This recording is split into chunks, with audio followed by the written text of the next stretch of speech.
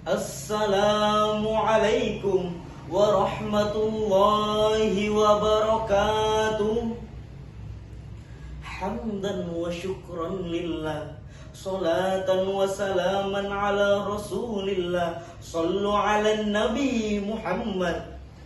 Alangkah indahnya negeri ini, andai dapat dipimpin olehmu, dan pasti damai sejahtera selalu karena pancaran kepemimpinanmu. Ya Rasulullah, ya Habibullah, tak pernah ku tatap wajahmu.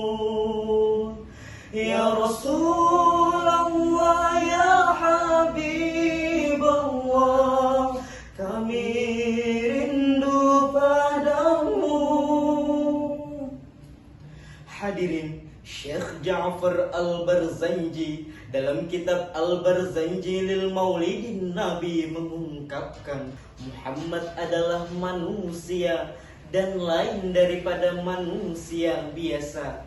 Beliau laksana batu intan permata, sedangkan kita ibarat batu biasa.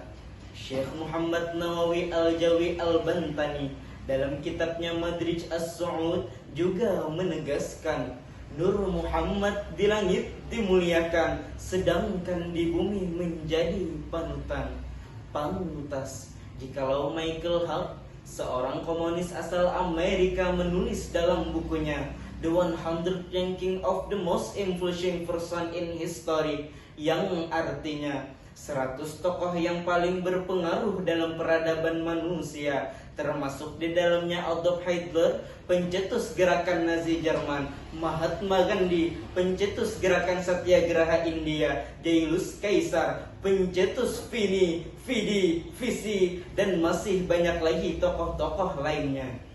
Ternyata di antara tokoh-tokoh tersebut, Michael Hart menempatkan Rasulullah SAW pada urutan pertama sebagai tokoh yang paling berpengaruh di dunia. Berkenaan dengan hal tersebut, pada kesempatan yang berbahagia ini, izinkan kami menyampaikan syarahan Al-Quran dengan judul Kepemimpinan dalam Perspektif Islam, dengan rujukan Al-Quran Surah Al-Ahzab ayat 21.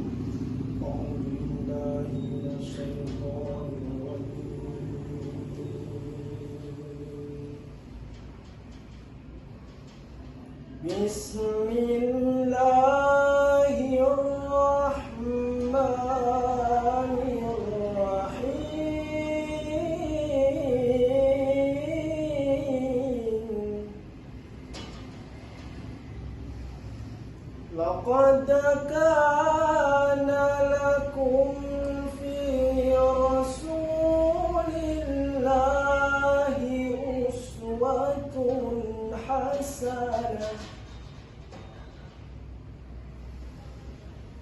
liman kana yarjullaha wal yawmal akhir wa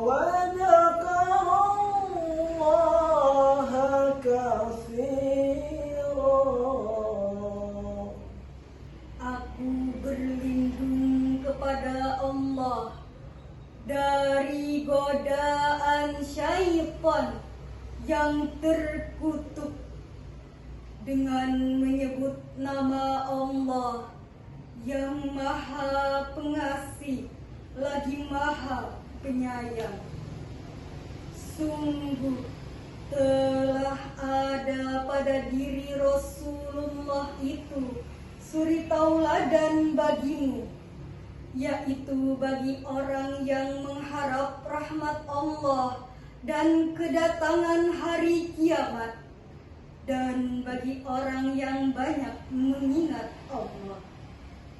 Hadirin wal hadirat pecinta syarhil Quran rahimakumullah, Jika kita perhatikan ayat tadi secara semantik di dalam ilmu balaghah, ayat tadi termasuk khatamul khabari nau'u inkar. Maksudnya, ayat ini menginformasikan sekaligus menegaskan kepada kita bahwa sesungguhnya telah ada pada diri Rasulullah itu uswatun hasanah.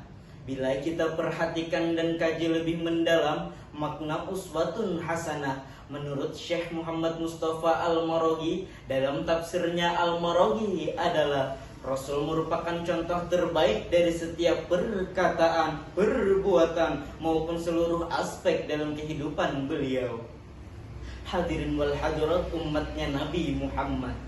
Namun ironi yang terjadi saat ini, mengapa kehidupan umat Islam saat ini seperti kehilangan arah dan tujuan hidup? Bahkan hadirin, saat ini Ibu Pertiwi kita tengah bersedih, menangis, merintih dan menjerit karena Indonesia masih berada dalam lilitan masalah kemiskinan, kebodohan, dan keterbelakangan yang salah satu pangkal penyebabnya adalah karena krisis kepemimpinan yang saat ini masih membudaya. Ketika KPK melakukan tangkap tangan terhadap pejabat MA atas tuduhan kasus suap dan korupsi, pejabat dan deputi yang menyimpan uang hasil korupsi di dinding rumah dinas dan pribadi. Belum lagi perseteruan tanpa henti antara KPK dengan Polri. Bahkan hadirin, yang lebih memprihatinkan lagi, betapa seorang hakim berselingkuh di sebuah pengadilan negeri. Pemimpin telah memangsa rakyatnya sendiri, sehingga hadirin, kemakmuran yang kita dambakan tapi malah kemiskinan yang kita rasakan, pembangunan nasional yang kita dambakan tapi malah bencana nasional yang jadi kenyataan. Na'udzubillah summa na'udzubillahi min dzalik. Hadirin, inilah potret nyata dari kehidupan akibat tidak adanya keteladanan dalam kepemimpinan. Sekarang timbul pertanyaan, bagaimanakah kepemimpinan ala Rasulullah? Untuk mengetahui jawabannya, marilah kita bersama-sama mendengarkan firman Allah surah Al-Imran ayat 159. Fabima rahmatin minallahi lintalahum walau kunta fazzan ghalidhal qalbi lanfaddu min hawlik fa'fu anhum wastaghfir lahum wa shawirhum fil amr fa idza azamta fatawakkal 'ala Allah inna Allah yuhibbul mutawakkilun.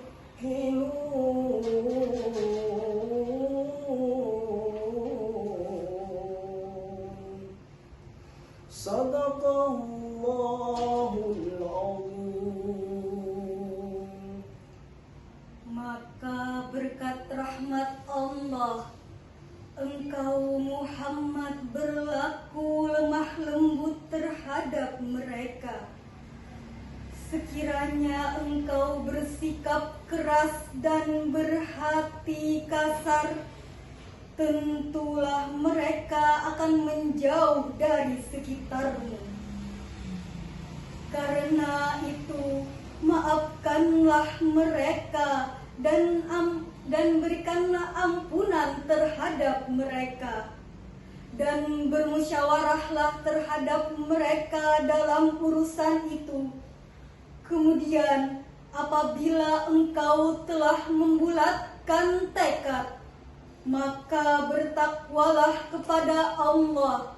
Sungguh Allah mencintai orang yang bertawakal. Maha benar Allah dengan segala firman-Nya. Hadirin wal hadirat rahimakumullah. Profesor Dr. Muhammad Quraish Shihab dalam tafsirnya Al-Misbah menjelaskan ayat tersebut mengandung cara dan strategi Rasulullah dalam berdakwah yang berisi pesan moral bagi pemimpin suatu bangsa dan bagi kita semua. Pertama, lintalahum, Rasul senantiasa bersikap lemah lembut baik terhadap kawan maupun lawan. Kedua, fa'fu anhum wastaghfir lahum, Rasul senantiasa bersikap lapang dada, mudah memaafkan maaf.